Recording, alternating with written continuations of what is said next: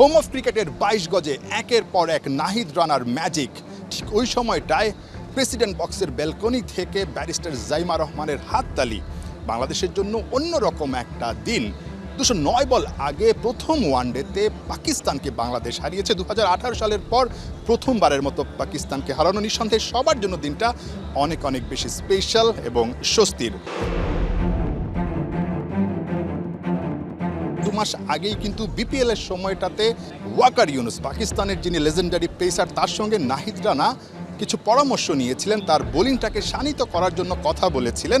ঠিক এই সময়টায় নাহিদ রানা সেগুলো নিয়েই কাজ করেছেন, যার সাফল্যটা তিনি এই ম্যাচটাতে পেয়েছেন। ওনার সাথে আমার কথা হয়েছিল, উনি জাস্ট একটা জিনিসই বলছিল যে তুমি নিজেকে ফিট রাখো এবং তোমার যে স্ট্রেন এই জিনিসটা কখনো হারাতে দিও না, এবং তুমি নিজেকে ফিট রাখো এবং লং টাইম খেলার জন্য ফিটনেস ঠিক রাখো, যত ম্যাচ খেলবা তত শিখবা।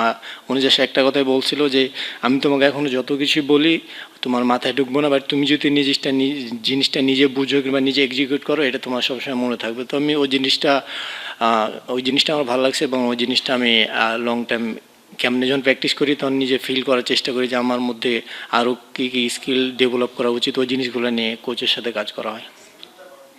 স্পিড এই জিনিসটা নিয়ে আমি চিন্তা আসলে করি না, কারণ আসলে ইন্টারন্যাশনাল ক্রিকেটে স্পিডের চাইতে আপনার স্কিলটা ম্যাটার করে। তো আমি এই জিনিসটা নিয়ে কাজ করার চেষ্টা করতেছি।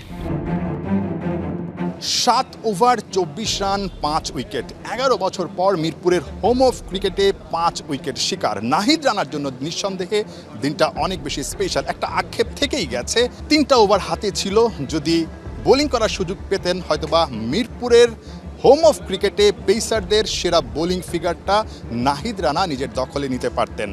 আমি নিজেকে কোনো ব্র্যান্ড মনে করি না, আমি মনে করি একটা নর্মাল মানুষ, এবং আমি চেষ্টা করি যে কেমনে আমি ভালো ভালো পারফরমেন্স দিতে পারবো। প্রথমে ফিজ ভাই এবং তাসকিন ভাই বোলিং করতেছিল, সো তাদের সাথে কথা বলতেছিলাম মাঠের মধ্যে যে ভাই উইকেটে কী হতেছে না হতেছে। তো সো তারা তখন বললো যে উইকেটে হিট করলে কিংবা একটা জায়গাতে লাইন মেনটেন করলে ব্যাটসম্যানদের জন্য ডিফিকাল্ট খেলা। সো আমি ওই জিনিসটা জাস্ট এক্সিকিউট করার চেষ্টা করছি মাঠে। ম্যাচ শেষে পাকিস্তানের হেড কোচ মাইক হেসন চাপাই এক্সপ্রেসের প্রশংসায় পঞ্চমুখ। নাহিদ রানার জন্য এখানেই বড় চ্যালেঞ্জ।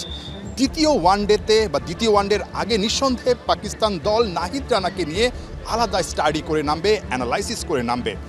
নাহিদ রানা সাকসেসফুল হতে হলে এখানটাতেই বড় পরীক্ষা দিতে হবে। নাহিয়ান বিন জাসিম, 71, ঢাকা।